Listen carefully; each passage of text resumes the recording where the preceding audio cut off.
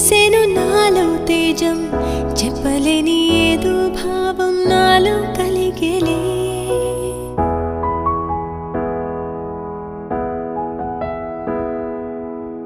సంద్రపు అలలే పొంగి తీరం తాకే